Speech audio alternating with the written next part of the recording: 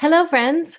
I'm so glad to know that people are still discovering this podcast, are still getting value out of it, are still learning from it. Obviously, it's been a while since we've added an episode to this podcast, but that's because I've been investing my hours and hours and hours of editing time into other projects. And that's what I wanted to share with you guys today.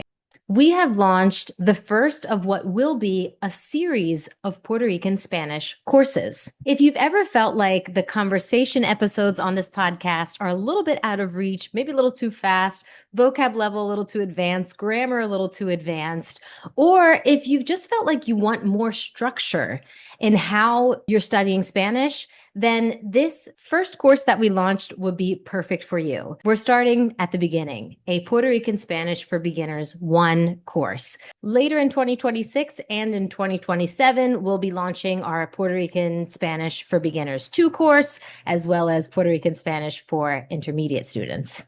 But for now, we just have our Puerto Rican Spanish for Beginners 1 course, and that's what I'd like to share with you guys. A little bit of a sneak peek preview of what the course looks like on the back end. I'm going to log in so you guys can see the different modules and how it works so that you have a really good sense of if this would be a good choice for you. This Beginners 1 course is based on the natural approach, which mimics how we learned our native language, aka not starting with grammar. Your parents didn't sit down and conjugate verbs for you in the present tense in English. So we're not going to focus on present tense conjugations, ser o estar, the verb gustar. None of that. The natural approach that we are using for this course is going to focus on listening comprehension, pronunciation, and vocab.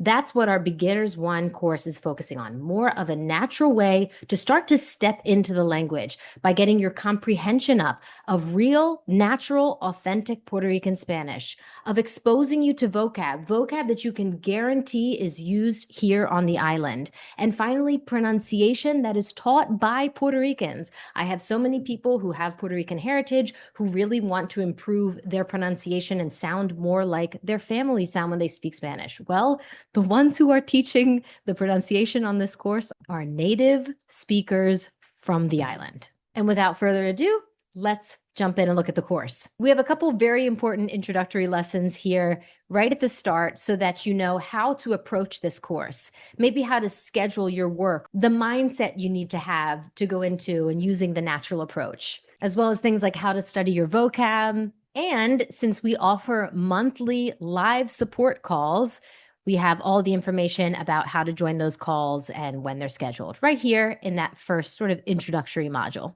And then we just introduce you to the voices that you'll be listening to on the course. Like I said, this is a comprehension first focused course. So you'll be listening to us speak each week. And we introduce ourselves here. Obviously, if you guys have been following the podcast, then you know Alfredo and I. The other two wonderful women that we have on this course is Annette, who is my right-handed business. Annette is part of the Puerto Rican diaspora. She grew up speaking Spanish. She spent her summers in Puerto Rico, but both of her parents are from the island. But obviously, once she got into school, English became the dominant language. This is the case for many heritage speakers that I work with.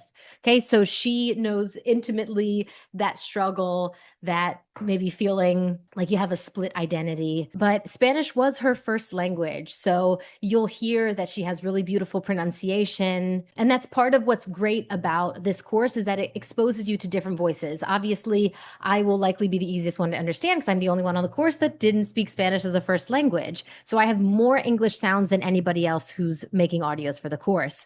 Annette has a little bit more than Shayla and Alfredo because she grew up in the United States and English is her dominant language, but Spanish was her first language. Then we have Alfredo, who, 100% native speaker. It might represent kind of the pronunciation you'll hear more in the South. And then we have Shayla from Dialecto Boricua. If you guys follow her, if you don't follow her on social media, you absolutely should. She teaches about the Puerto Rican dialect, the origin of the vocab, the accent, the pronunciation. And she helped both create content for this course as well as review the entire course with her expertise so that we could guarantee that this was a product that does justice to the Puerto Rican dialect. After that introductory model of welcome and what to expect, week one, we get into the alphabet and Puerto Rican pronunciation. Again, the lessons around pronunciation are taught by native speakers on the course. It's going to be Shayla and Alfredo that are always teaching anything related to pronunciation because they are the two native speakers who have lived their entire lives on the island. Okay, so Alfredo will go through the alphabet and then Shayla goes through the alphabet a lo Boricua. Okay, so she does for each letter of the alphabet, she teaches a vocab word that's particular to the Puerto Rican dialect. Alfredo will then walk you guys through a lesson on vowel sounds so that you can really improve your overall sound by being disciplined in those only 5 sounds that the vowels make in Spanish. I go over a lesson about how consonants change between Spanish and English and give examples of that throughout the video with native speakers. And then you guys will have access to all of the words that Shayla goes over when she goes through the alphabet a lo Boricua. You then have that available to you in a vocab deck here to practice those vocab words. Each module also has an activity where you can kind of quiz yourself on the information you learned in that week's module. Week 2 is where you really start getting into our audios. You'll hear each one of us do a short introduction. Again, if the conversation episodes of our podcast feel a little out of reach, feel a little bit long, then these audios are ideal for you because there's not a single one of them on this course that's longer than 3 minutes. And what we've done, as per the natural approach, is use what's called comprehensible input. That means that we're sharing images on the screen to help you understand more than your current vocab level permits. So, for example, let's say you don't yet have the word mascota in your vocab, but since we're sharing a picture of our cat, you know that it has something to do with animals or pets. Una mascota is a pet. Let's say you didn't yet have the word correr in your vocab. You'll see here that we're using an image that helps improve your comprehension even without understanding every word. That's what comprehensible input is all about. Of course, we also have a transcript of every audio that you'll be hearing translated into English. So you can follow along that way as well. The activity that week is for you to then practice introducing yourself. We've given you kind of the skeleton. You just have to fill in the blanks with your personal information, and you can practice some of the good pronunciation that you learned in week 1 by recording yourself doing a brief introduction of yourself in Spanish in week 2. In weeks 3 and 4, we get into sort of daily use vocab because we talk about routines. Week 3, we focus on the days of the week. We introduce the vocab of the days of the week, and then we talk about our routines personally from Sunday to Saturday. In week 4, same idea, but we focus a little bit more on morning and nighttime routines to then introduce you guys to sequential vocab. Before, after, then I do this, sort of the connectors that help you feel less robotic in your speech. Again, you'll be listening to each one of us talk about our routine. So by the time you listen to Alfredo, who we decided will likely be the most difficult to understand, then you've already heard a lot of this vocab in 3 different audios, and it's less hard to understand because of the repetition of the context that you're hearing as each one of us talk about our routines. As always, there's a vocab deck that helps you learn the most relevant vocab from that week's modules.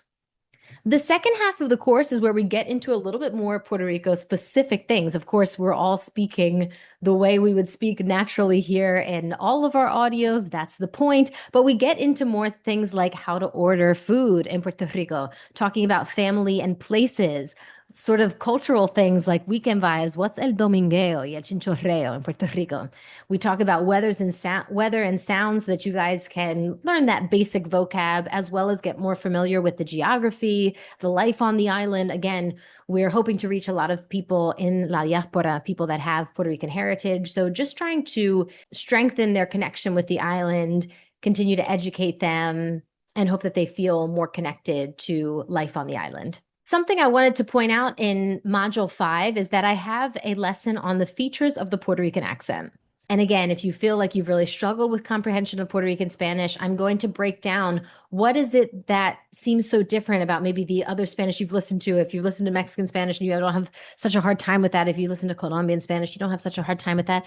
What are some of the letters that are being dropped and that might make it feel more difficult to understand this dialect? I go over that. And of course, I use over and over again examples of native speakers. I'm not a native speaker. I cannot perfectly imitate the accent. different. So in every single feature that I go over the Puerto Rican dialect, I then use examples from native speakers so that you guys can hear real, authentic examples of that.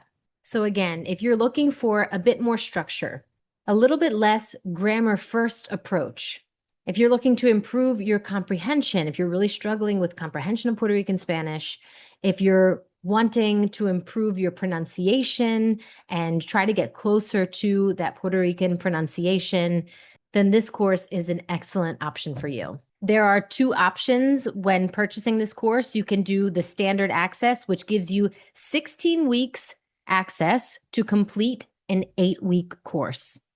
Or you can get lifetime access. Okay, one-time purchase, you have access to this course forever. You have access to the vocab decks forever. You have access to the support calls every month forever. The link to this page that I'm looking at right now will be included in the podcast notes. There we've got a little bit extra information about the course, although having taken a look at the back end of it is pretty much the best idea I can give you of the course. I just had a student who bought this course for her daughter, and she said her daughter wasn't the greatest student in school, definitely can't force her to do things she doesn't want to do, and she is really enjoying this course. It's such a different approach to language learning than what you typically see, like I said, and this is how I myself learned, a very much grammar first approach, and then you've been studying Spanish for years and you still can't actually understand what people are saying, and you can't actually have even the most basic conversation. We don't want you to go through that. So we are starting with a more natural way of learning the language. Listen to it a lot to gain a little bit more of instincts of how things are said. So work on improving your vocab so that you're understanding more of what's being said and can start to get the words out even without perfect grammar. If that seems like an approach that's good for you, then I think you're really going to enjoy the course. We worked so hard on it. Okay, just one audio that I edited of Alfredo's that was 3 minutes long took me 3 hours to edit. So hence why we've not been producing more podcast episodes, been investing a lot of time into it. And it's because we think it's what's really needed and because we truly think we've created a good product for you guys. So would love to see you in the course. Would love to see you on the support calls. If you have any questions, feel free to send a message to the contact form on my website. I'll also link that page in the podcast notes. Thanks for your ongoing support of the podcast and hope y'all are well.